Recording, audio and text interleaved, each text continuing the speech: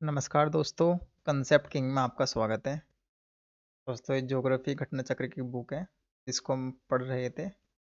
अपनी पिछली वीडियो में हमने जो फोर्थ चैप्टर है प्रजाति जनजातियाँ इसको कंप्लीट किया है और भाषा वाला चैप्टर है इसको कंप्लीट किया है। हमने देखा है प्रजाति और भाषा। भाषा से 5-7 क्वेश्चन एग्जाम में पूछे गए हैं और जो जनजातियाँ हैं उससे काफ़ी एग्जाम में क्वेश्चन पूछे गए हैं और 10-15 जनजाति ही हैं जो इम्पोर्टेंट है और बार बार एग्जामिनर उन्हें ही घुमा फिरा के क्वेश्चन को पूछता है।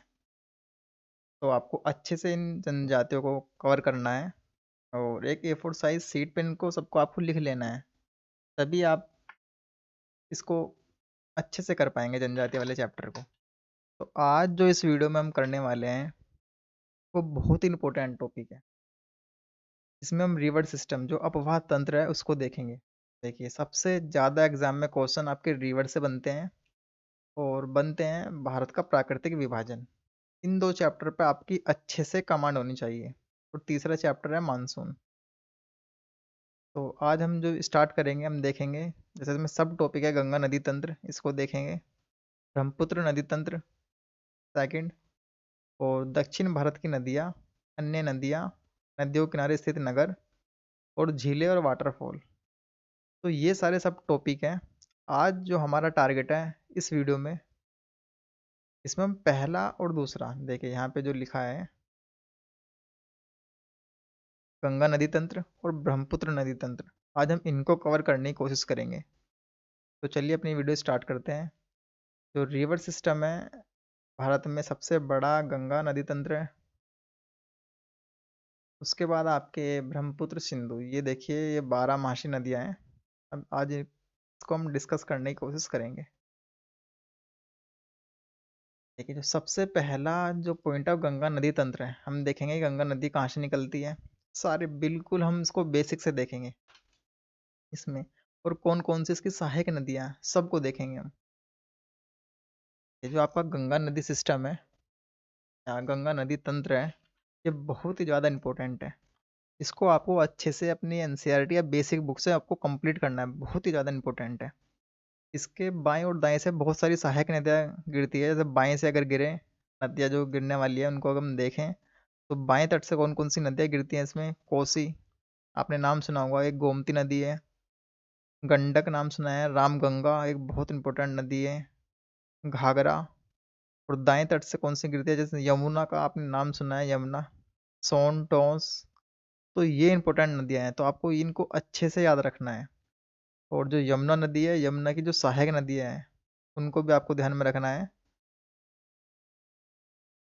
यमुना की सहायक नदियाँ कौन कौन सी है, चंबल, सिद्ध, बेतवा, कैन, ये इंपॉर्टेंट नदियाँ हैं। चंबल, सिद्ध, बेतवा, कैन, ये 4 नदियाँ इसी क्रम में आपको ध्यान में रखना है, चंबल, सिंध, बेतवा, कैन। तो हम देखेंगे कि जो गंगा नदी सिस्टम है इससे किस प्रकार के क्वेश्चन पूछे जाते हैं एग्जाम में। तो पहला क्वेश्चन अगर आप देखेंगे, गंगा नदी उदाहरण है। ये दो, इसमें आपको एक चीज़ ध्यान में रखनी है, जो गंगा नदी तंत्र है और सिंधु नदी तंत्र और ब्रह्मपुत्र नदी तंत्र, इनमें एक समान पैटर्न है। पहले हम क्वेश्चन को देख लेते हैं फिर इसके बारे में चर्चा करते हैं। गंगा नदी उदाहरण है, 4 ऑप्शन आपके सामने ए बी सी डी। तो गंगा नदी पूर्ववर्ती अपवाह का उदाहरण है। देखिए, पूर्ववर्ती इसका मतलब क्या होता है। देखिए, पूर्ववर्ती अगर आप शब्द को देखें, पूर्व, पूर्व का मतलब होता है पहले। तो वे नदियाँ जो हिमालय निर्माण के पहले से बहती हैं उनको पूर्ववर्ती नदियाँ बोलते हैं। और ऐसी कौन सी नदियाँ हैं, जैसे आपने देखा है गंगा है, सिंधु है, ब्रह्मपुत्र है और एक सतलुज नदी है। तो गंगा एक पूर्ववर्ती अपवाह का उदाहरण है, ये हिमालय के निर्माण से पहले से ही बह रही हैं। तो ध्यान में रखना है, पूर्ववर्ती, पूर्व का मतलब पहले, पहले का मतलब है जो हिमालय के निर्माण से पहले से ये बह रही है। तो ध्यान में रखना है आपको, गंगा नदी किसका उदाहरण है, पूर्ववर्ती अपवाह तंत्र का। आगे बढ़ते हैं। सेकंड क्वेश्चन है, बांग्लादेश में गंगा नदी को पुकारा जाता है। ये बहुत इंपॉर्टेंट क्वेश्चन है और कई बार ये एग्जाम में पूछा गया है।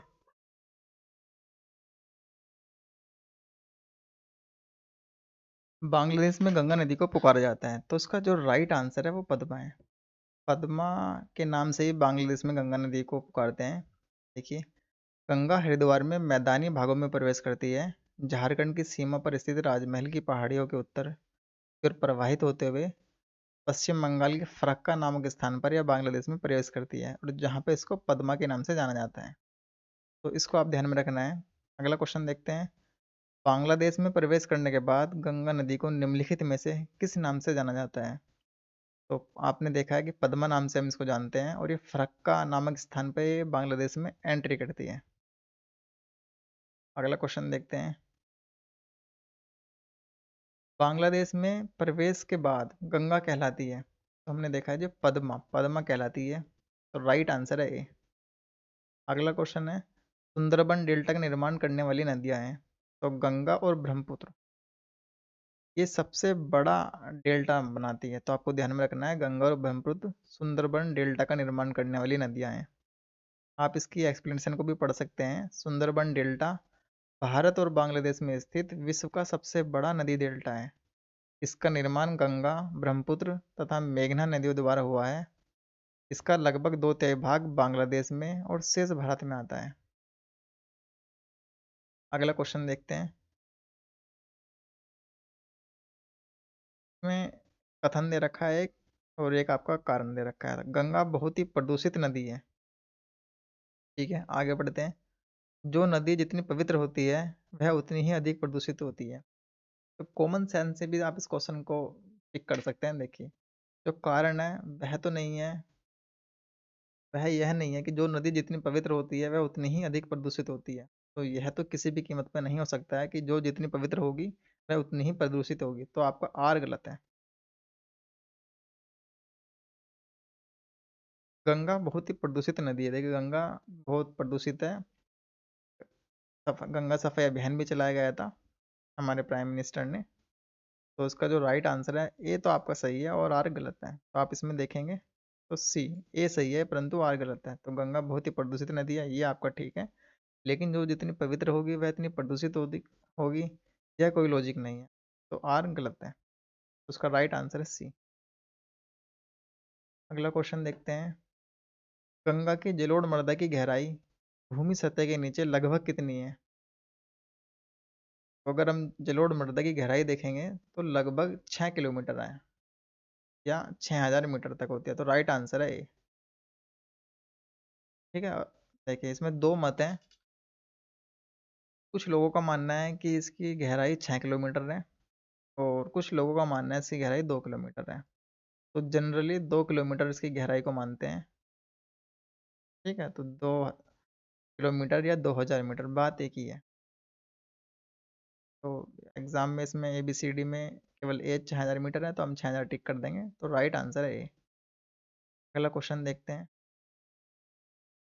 निम्नलिखित कथनों का परीक्षण करें एवं नीचे दिए गए कूट से सही उत्तर का चुनाव करें। देवप्रयाग अलकनंदा एवं भागीरथी नंदन नदी के संगम पर स्थित है। देखिए, इसमें दे रखा है कि देवप्रयाग अलकनंदा एवं भागीरथी नदी के संगम संगम पर स्थित है। चलिए अगला पढ़ते हैं। रुद्रप्रयाग अलकनंदा एवं मंदाकिनी नदी के संगम पर स्थित है। चलिए आगे बढ़ते हैं। अलकनंदा बद्रीनाथ से बहती है। चलिए अगला है, केदारनाथ आदि शंकराचार्य द्वारा स्थापित सबसे बड़ी पीठ के रूप में मानी जाती है। देखिए, अगर आप ए फर्स्ट सेकंड थर्ड को देखेंगे तो भागीरथी और अलकनंदा के मिलने से ही गंगा बनती है। अलकनंदा और भागीरथी नदी के मिलने से गंगा बनती है, और ये कहाँ मिलती है? देवप्रयाग में। तो पहला स्टेटमेंट आपका सही है, तो पहले को आप होल्ड करके रखिए। देखिए, अगर आप ऑप्शन में देखेंगे तो बी को कट कर दीजिए क्योंकि इसमें फर्स्ट नहीं है। तो ए सी और डी इनमें से कोई आंसर होगा। आप 1/3 तक पहुंच गए आसानी से। अगर आप अगला देखेंगे, अलकनंदा और मंदाकिनी, अलकनंदा और मंदाकिनी रुद्रप्रयाग में मिलते हैं, तो सेकंड भी आपका ठीक है। तो सेकंड दोस्तों इसमें भी है, सी में भी है और डी में भी है। देखिए अगला पढ़ते हैं। अलकनंदा नदी बद्रीनाथ से बहती है, तो बद्रीनाथ से अलकनंदा बहती है, ये भी आपको सही है। जबकि फोर्थ वाला, केदारनाथ आदि शंकराचार्य द्वारा स्थापित सबसे बड़ी पीठ के रूप में जाना जाता है। तो ये जो स्टेटमेंट आपका फोर्थ दे रखा है, ये आपका गलत है। आदि शंकराचार्य द्वारा स्थापित 4 पीठों में से एक बद्रीनाथ में स्थापित है, ना केदारनाथ में। ध्यान रखना, केदारनाथ में नहीं है, बद्रीनाथ में है। केदारनाथ तो 12 ज्योतिर्लिंगों में से एक है, तो ध्यान में रखना है आपको। तो फोर्थ आपका गलत हो जाएगा। फर्स्ट सेकंड थर्ड ठीक है, तो राइट आंसर है ए। अगला क्वेश्चन देखते हैं। देखिए, आप एक्सप्लेनेशन भी पढ़ सकते हैं, यहाँ पे मैंने आपको बता भी दिया है। भागीरथी और अलकनंदा जहाँ मिलेंगे वो गंगा। कहाँ मिलते हैं? देवप्रयाग में। मंदाकिनी और अलकनंदा कहाँ मिलेंगे? रुद्रप्रयाग में। और धौली गंगा और अलकनंदा कहाँ मिलेंगे? विष्णुप्रयाग में। तो ये ध्यान में रखना है आपको। ये फोर्थ पॉइंट पढ़ सकते हैं। आदि शंकराचार्य ने बद्रीनाथ की स्थापना की थी, न कि केदारनाथ की। और केदारनाथ 12 ज्योतिर्लिंगों में से एक है।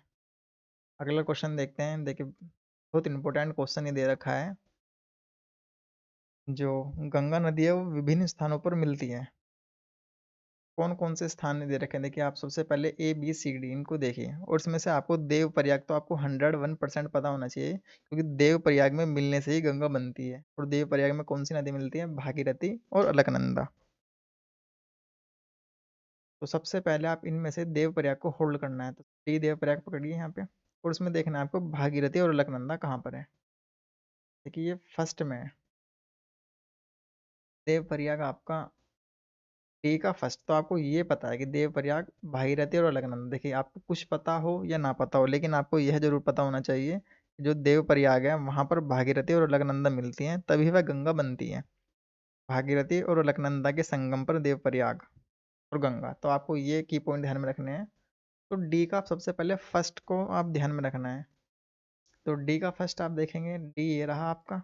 और फर्स्ट देखिए, इसमें नहीं है, तो डी वाले में नहीं है, तो बी और सी इन दोनों में से कोई ना कोई एक हो जाएगा।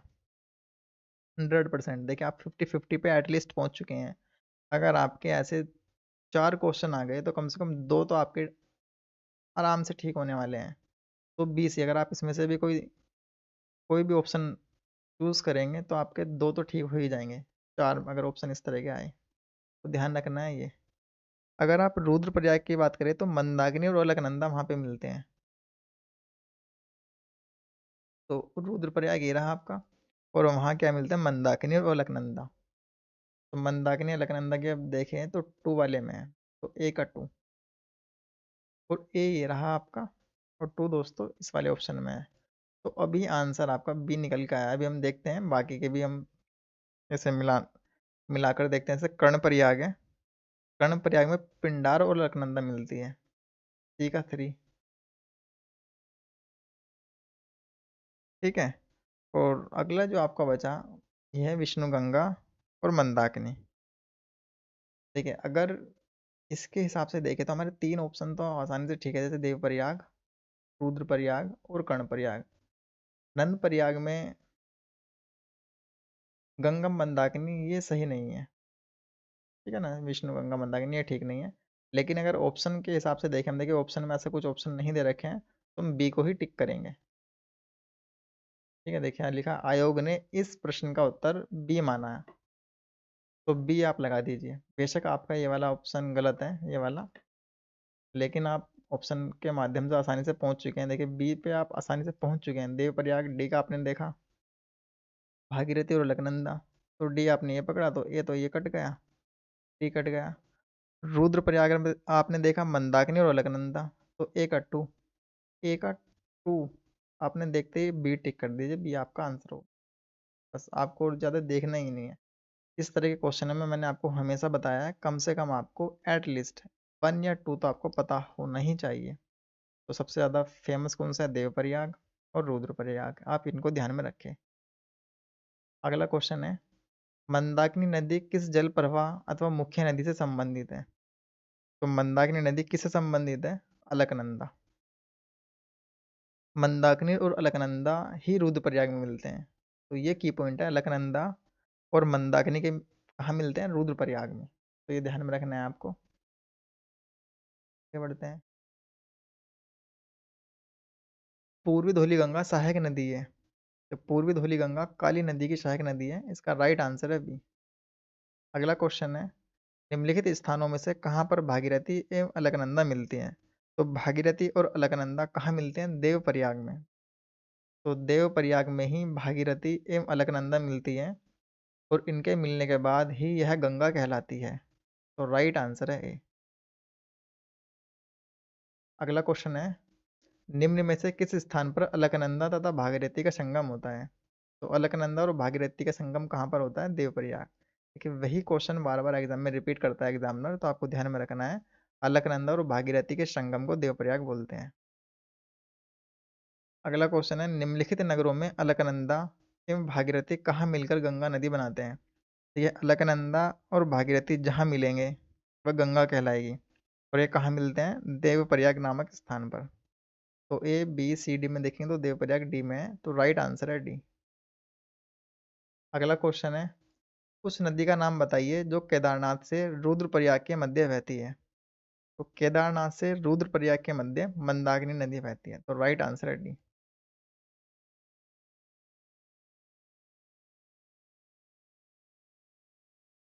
ठीक है, देखिए केदारनाथ से ही आपकी ये मंदाकिनी नदी निकल रही है। आपको ध्यान में रखना है कि केदारनाथ से ही आपकी मंदाकिनी नदी निकल रही है। और ये कहाँ तक जा रही है? देवप्रयाग तक।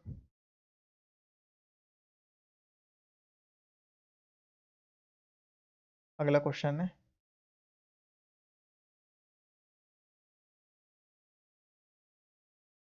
निम्नलिखित में से किस नदी के तट पर बद्रीनाथ का प्रसिद्ध मंदिर स्थित है?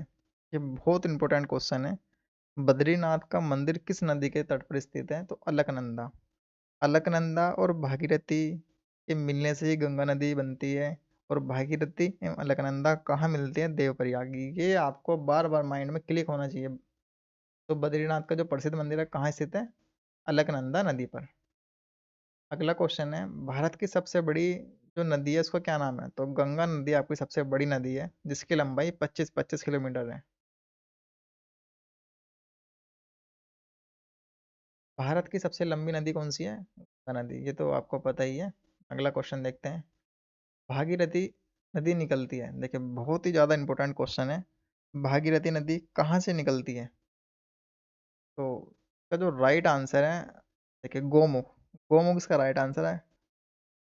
देखिए गोमुख और गंगोत्री। अगर एग्जाम में आपको गोमुख ना देकर केवल गंगोत्री दे तो आपको गंगोत्री टिक करना है। और आपको दोनों दे, गोमुख और गंगोत्री, तो आपको गोमुख टिक करना है। भागीरथी गंगोत्री से लगभग 18 किलोमीटर दूर शिवलिंग शिखर के नीचे गंगोत्री हिमनद से निकलती है, तो ध्यान में रखना है।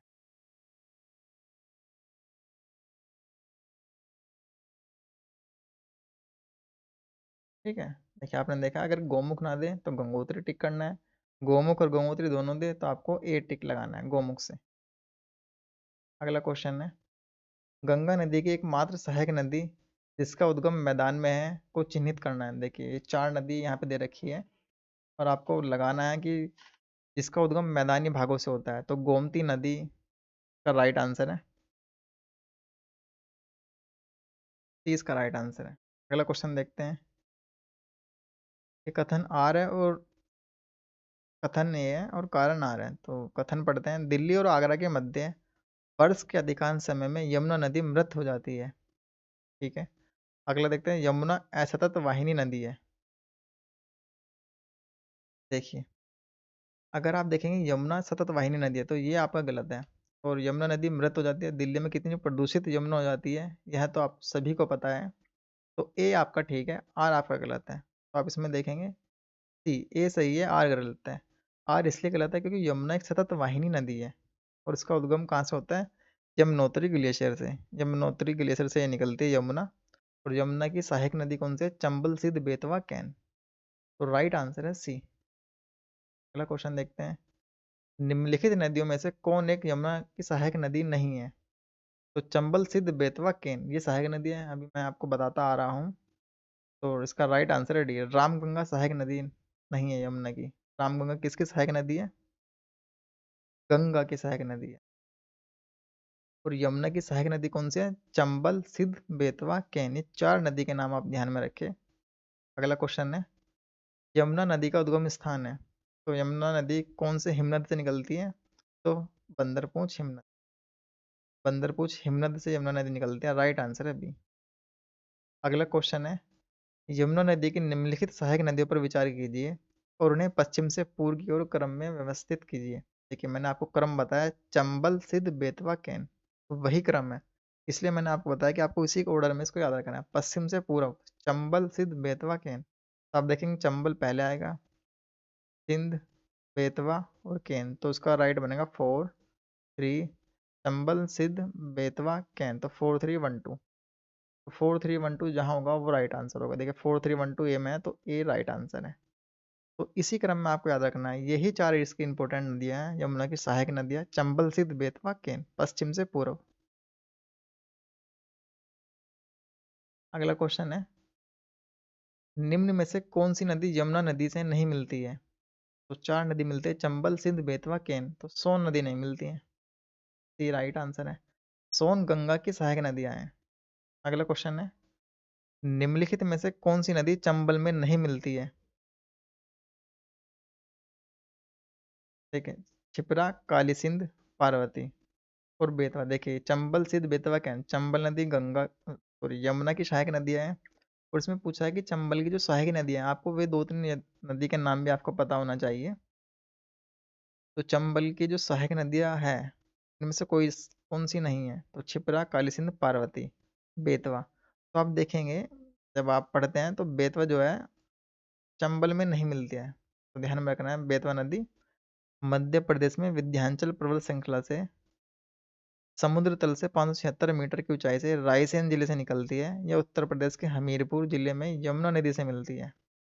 शेष नदियाँ चंबल में मिलती है। तो चंबल की जो सहायक नदियाँ वे कौन सी हैं? शिप्रा, काली सिंध, पार्वती। तो आप इसी क्रम में इनको याद कर लें, और एग्जाम में अगली बार जो क्वेश्चन बनेगा तो सेम ऐसे ही बनेगा, कोई सा भी आयोग क्वेश्चन पूछे बनेगा ऐसे ही। अगला क्वेश्चन है, बेतवा नदी निकलती है, तो बेतवा नदी कहाँ से निकलती है? विंध्याचल पहाड़ियों से, राइट आंसर है सी। अगला क्वेश्चन है, बेतवा नदी मिलती है, तो बेतवा नदी कहाँ मिलती है? यमुना में, यमुना की सहायक नदी है। चंबल सिंध बेतवा केन। अगला क्वेश्चन है, इनमें गंगा की कौन सी सहायक नदी उत्तर वाहिनी है? देखिए सोन नदी बहुत इंपॉर्टेंट है, अगर आप देखेंगे गंगा का जो आप रिवर सिस्टम देखेंगे और जो बेसिन देखेंगे, तो सोन नदी उत्तर की तरफ प्रवाहित होती है, ठीक है। और सोन नदी कहाँ से निकलती है? अमरकंटक के पठार से, अमरकंटक के पठार से सोन नदी निकलती है, और कहाँ मिलती है? गंगा में, और उत्तर की तरफ ऐसे बढ़ती है दोस्तों, ये इस तरह से। तो राइट आंसर है सी। अगला क्वेश्चन है, निम्नलिखित में से कौन सी नदी गंगा नदी में बाएं से नहीं मिलती है? तो बाएं से कौन सी नदी नहीं मिलती है? तो सोन नदी, सोन नदी बाएं से नहीं मिलती है, ये दाएं से मिलती है, तो राइट आंसर है डी। अगला क्वेश्चन है, कौन सी श्रेणी यमुना और सोन के मध्य जल विभाजक का कार्य करती है? तो कैमूर की जो पहाड़ियां हैं, इस यमुना और सोन नदी के मध्य जल विभाजक का कार्य करते हैं, तो राइट आंसर है बी।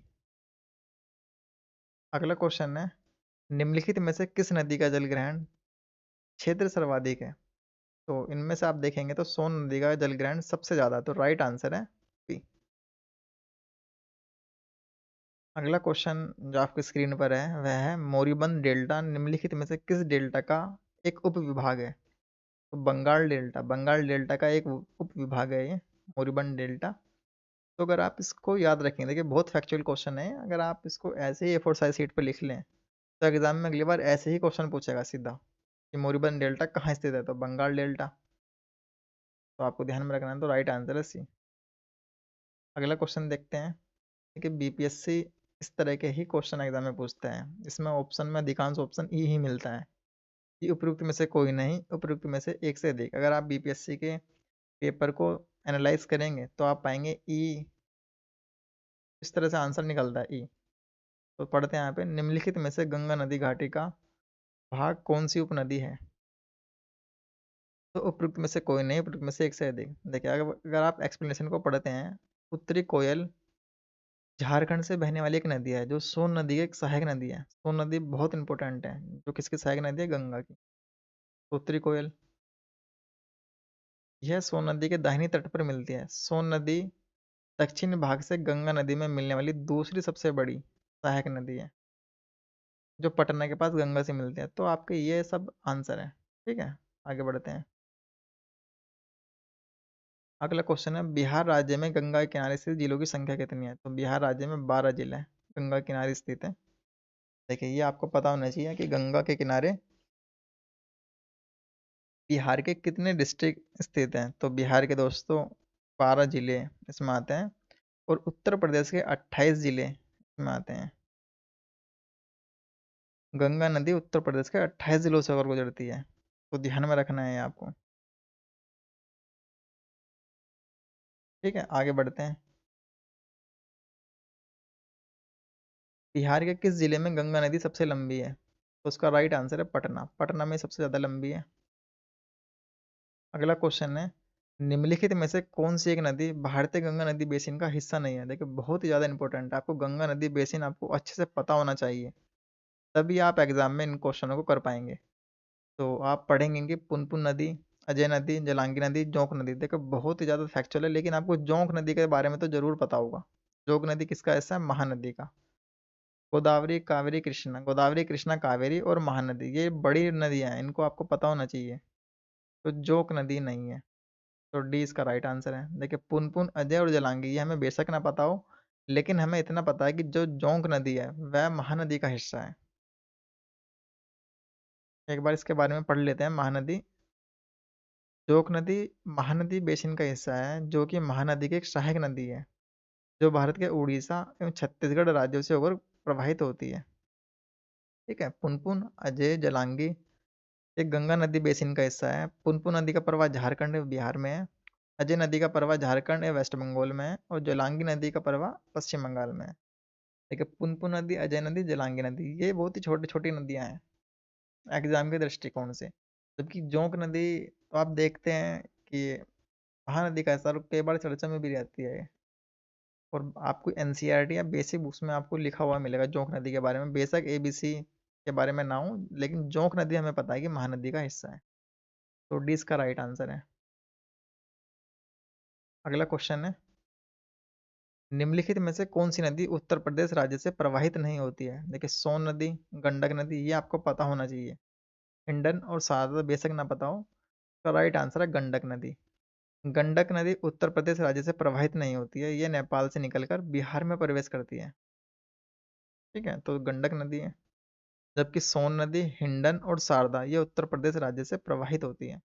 तो राइट आंसर आपने देखा सी। तो अभी हमने देखा है कि गंगा नदी तंत्र को हमने अच्छे से कंप्लीट कर लिया है, और देखा है इससे किस प्रकार के एग्जाम में क्वेश्चन पूछे जाते हैं। अब हम स्टार्ट करते हैं जो ब्रह्मपुत्र नदी सिस्टम है। देखिए, बहुत इंपॉर्टेंट है ब्रह्मपुत्र नदी तंत्र भी। इससे किस प्रकार के क्वेश्चन एग्जाम में बने हुए हैं, और बहुत ही ज़्यादा इंपॉर्टेंट नदियाँ हैं। देखिए, ये 3 नदी आप ध्यान में रख के जाना है। तो सिंधु नदी, गंगा नदी और एक आपकी ब्रह्मपुत्र नदी, ये आपको पता होना चाहिए। बहुत ही ज़्यादा इंपॉर्टेंट ये नदी है ब्रह्मपुत्र। यह मानसरोवर झील से निकलती है। कहाँ से? मानसरोवर झील से। और कैलाश श्रेणी के पास एक चेमायुंगडुंग हिमानी है, वहाँ से निकलती है। तिब्बत में से सांगपो बोलते हैं। और भारत में अरुणाचल प्रदेश में नामचा बरवा एक स्थान है, वहाँ से प्रवेश करती है। ठीक है, तो आपको ये ध्यान में रखना है। चलिए, आगे बढ़ते हैं।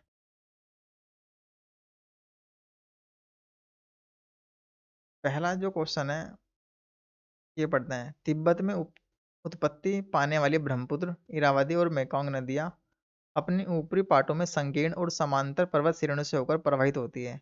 इन नदियों में ब्रह्मपुत्र भारत में प्रविष्ट होने से ठीक पहले अपने प्रवाह में एक यू टर्न लेती है। यह यू टर्न क्यों बनता है? देखिए, ये क्वेश्चन मूलतः ऐसा है। देखिए, अगर आप भारत की लोकेशन को देखेंगे तो भारत कुछ इस तरह से ऊपर से बना हुआ है। ठीक है, तो आप देखेंगे तो यहाँ पे केमडियुंग श्रेणियाँ या मानसरोवर श्रेणी, मानसरोवर झील है यहाँ पे। तो यहाँ से इस तरह से बहती है पूरब की दिशा में। अचानक ये ऐसे मुड़ जाती है ना, नामचा बरवा स्थान है यहाँ पे अरुणाचल प्रदेश में, तो ऐसे मुड़ जाती है। तो ये यू टर्न क्यों लेती है, ये पूछा गया एग्जाम में। देखिए, बहुत इंपॉर्टेंट क्वेश्चन है, इसको आपको पढ़ना ही चाहिए। ये एक्सप्लेनेशन को भी आप 2-3 बार रिवाइज करें, तो आप देखिए 4 ऑप्शन है, इसको पढ़ते हैं। वलित हिमालय श्रेणियों के उत्थान के कारण, वह भूवैज्ञानिक तरुण हिमालय के अक्ष संघीय नमन के कारण, तृतीय कल्पीय वलित पर्वतमालाओं में भू विवर्तन के विक्षोभ के कारण, और डी है, इस संदर्भ में उपयुक्त ए एवं बी दोनों कारण तर्कसंगत हैं। देखिए अगर एग्जाम में क्वेश्चन आएगा इसमें तो उसमें गलत होने की चांस भी बहुत ज़्यादा है, क्योंकि अधिकांश जो स्टूडेंट है एस्पिरेंट है वो डी आंसर लगा देंगे कि हाँ हो सकता है वलित हिमालय श्रेणियों के उत्थान के कारण ऐसा हो सकता है। ठीक है ना। लेकिन जो उसका राइट आंसर है वो राइट आंसर दोस्तों बी है। बी इसका राइट आंसर है। भूवैज्ञानिक तरुण हिमालय के अक्ष संज्ञा नमन के कारण। देखिए इसको ज़्यादा एक्सप्लेन मैं यहाँ पे नहीं कर पाऊंगा, लेकिन आप ध्यान में रखना है। तो इसका राइट आंसर क्या है? बी है। तिब्बत में उत्पत्ति पाने वाली ब्रह्मपुत्र, इरावदी और मेकोंग नदियाँ अपनी ऊपरी पार्टों में संकीर्ण और समानांतर पर्वत श्रेणी से होकर प्रवाहित होती है। ब्रह्मपुत्र नदी भारत में प्रवेश से पूर्व एक यू टर्न लेती है, और यह यू टर्न किस कारण है? भूवैज्ञानिक तरुण हिमालय के अक्ष संज्ञा नमन के कारण। ठीक है। अगला क्वेश्चन देखते हैं। भारत में यरलुंग जंगबो नदी को किस नाम से जाना जाता है? तो ब्रह्मपुत्र। भारत में यरलुंग जंगबो नदी को ब्रह्मपुत्र के नाम से जाना जाता है। तो राइट आंसर है आपका सी। अगला क्वेश्चन देखते हैं। तिब्बत में मानसरोवर झील के पास जिस नदी का स्रोत है वह है? कि ब्रह्मपुत्र, सिंधु, सतलुज। ये सब मानसरोवर से निकलते हैं, और का राइट आंसर है डी। ठीक है। तो ब्रह्मपुत्र, सतलुज और सिंधु ये सब आपकी मानसरोवर झील के पास से निकलती है। तो राइट आंसर इसका हो जाएगा डी। आगे बढ़ते हैं।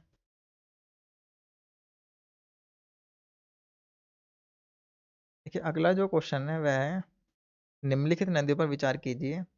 पढ़ना है उपयुक्त में से कौन सी अरुणाचल प्रदेश से होकर बहती है? तो बराक, लोहित, सुबनसिरी। तो इसमें जो लोहित और सुबनसिरी है वह अरुणाचल प्रदेश से होकर बहती है, जबकि बराक नदी मणिपुर पहाड़ी से निकलती है। और मणिपुर पहाड़ी कहाँ पर? इससे मणिपुर में। तो मणिपुर, मिजोरम और असम में बहती है बराक नदी, ये ध्यान में रखना, बहुत इंपॉर्टेंट नदी है। जबकि लोहित और सुबनसिरी कहाँ से बहती है? अरुणाचल प्रदेश से। तो उसका राइट आंसर है बी। अगला क्वेश्चन देखते हैं। निम्न नदी किस नदी की उपनदी है? तो ए बी सी डी।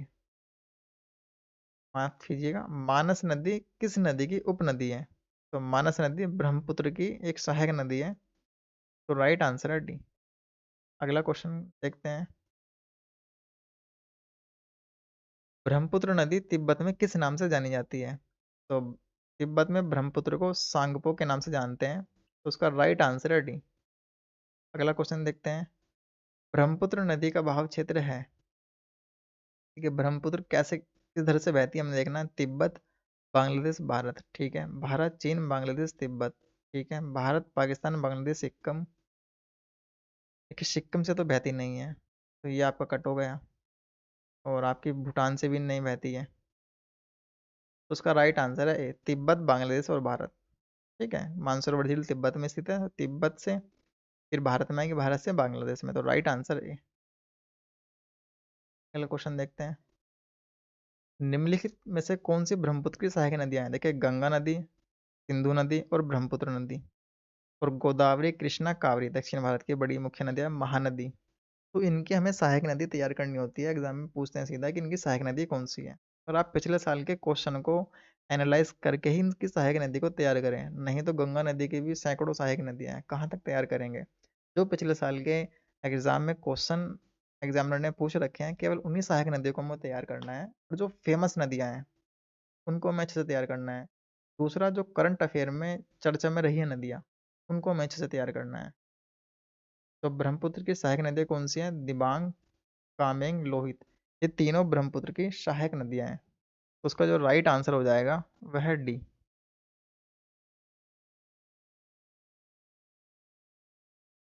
अगला क्वेश्चन है,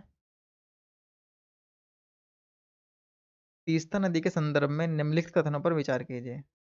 ये 3 ऑप्शन आपके सामने दे रखे हैं। तीस्ता नदी का उद्गम वही है जो ब्रह्मपुत्र का है, लेकिन यह सिक्किम से होकर बहती है। ठीक है। रंगित नदी की उत्पत्ति सिक्किम में होती है, और यह तीस्ता नदी की एक सहायक नदी है। ठीक है। अगला है, तीस्ता नदी भारत एवं बांग्लादेश की सीमा पर बंगाली खाड़ी में जा गिरती है। देखिए इसमें जो राइट आंसर है वो आपका केवल सेकंड वाला है। रंगित नदी की उत्पत्ति सिक्किम में होती है और यह तीस्ता नदी की एक सहायक नदी है। तो सेकंड आपका ठीक है। और यूपीएससी हर बार क्या करता है, जिसे हम एलिमिनेशन मेथड बोलते हैं, एक कुछ इन्फॉर्मेशन को वो चेंज करता है। ठीक है ना, वहाँ पे कुछ ना कुछ पेंच फंसाता है। देखिए जैसे पहले में फंसा रखा है, तीस्ता नदी का उद्गम वही है जो ब्रह्मपुत्र का है, लेकिन यह सिक्किम से होकर बहती है। तो आपने देखा है तीस्ता नदी का उद्गम ब्रह्मपुत्र का जो उद्गम है वह नहीं है। देखिए यहाँ पे इन्होंने तीस्ता नदी और ब्रह्मपुत्र को एक ही माना है कि जहाँ से ब्रह्मपुत्र आ रही है वहीं से तीस्ता आ रही है, जबकि ऐसा नहीं है। तीस्ता नदी सिक्किम में जो एक हिमनद है वहां से निकलती है। ठीक है ना, तो पहला आपका गलत हो जाएगा ए और डी। और तीस्ता नदी भारत एवं बांग्लादेश की सीमा पर बंगाली खाड़ी में जा मिलता है। तो आपका थर्ड भी गलत हो जाएगा, तो राइट आंसर बी निकला। ठीक है, अगला क्वेश्चन देखते हैं। निम्नलिखित नदियों में से किन के स्रोत बिंदु लगभग एक ही हैं? तो ब्रह्मपुत्र गंगा, तापी व्यास, सिंधु गंगा, ब्रह्मपुत्र सिंधु। तो आप देखेंगे ब्रह्मपुत्र और सिंधु एक जगह से निकलती है, तिब्बत से। कहाँ से? मानसरोवर झील के पास से। तो राइट आंसर सी है। अगला क्वेश्चन देखते हैं। देखिए नीचे दो कथन दिए गए हैं, जिसमें एक को कथन और दूसरे को कारण कहा गया है। देखिए तीस्ता नदी, अगर आप पढ़ें, देखिए तीस्ता नदी कितनी इंपॉर्टेंट है। तीस्ता नदी पहले गंगा की सहायक नदी थी, आजकल वह ब्रह्मपुत्र की सहायक नदी हो गई है। देखिए आपको ये ध्यान में रखना है। ठीक है, अगला देखते हैं। कारण क्या है? नदी अपहरण हिमालय की नदियों का एक प्रमुख गुण है। देखिए अपहरणीय अपर्दन है। ठीक है, अपहरणीय अपर्दन, नदी अपरदन हिमालय की नदियों का एक प्रमुख गुण है। ठीक है, देखिए आपको यह तो पता है जो नदियाँ चलती हैं वे अपरदन करती चलती हैं, तो आपको पता है जो हिमालय से निकल रही नदियाँ वे अपरदन करेंगी। तो यह भी ठीक है, और आपका फर्स्ट वाला भी ठीक है। ऐतिहासिक रूप में तीस्ता नदी गंगा नदी प्रणाली का एक अंग था। तो आपको ध्यान में रखना है, तीस्ता नदी पहले गंगा की ही एक सहायक नदी होती थी। तो ये आपका राइट है, और आर भी राइट है, क्योंकि नदी जो है अपरदन अपरदन करते हुए चलती है। तो ये आपका राइट है, दोनों राइट है आपके। देखिए पहला ऑप्शन ठीक है, ए और आर दोनों सही है, और आर ए की सही व्याख्या करता है। देखिए अपरदन तो ये करती है। ठीक है ना, आप यहाँ पढ़ सकते हैं।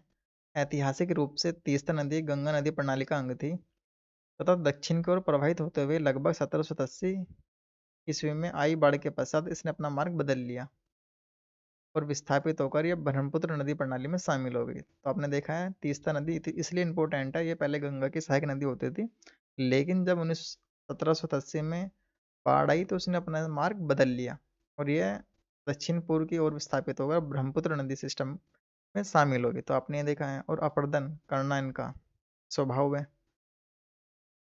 ठीक है, तो आपने देखा इसका राइट आंसर है। तो दोस्तों इस वीडियो में इतना ही रखते हैं, अगली वीडियो में हम दक्षिण भारत की नदियों को देखेंगे। अगर आपको वीडियो अच्छी लगी तो प्लीज़ लाइक करें, चैनल को सब्सक्राइब करें। Thank you for watching, next video में मिलते हैं।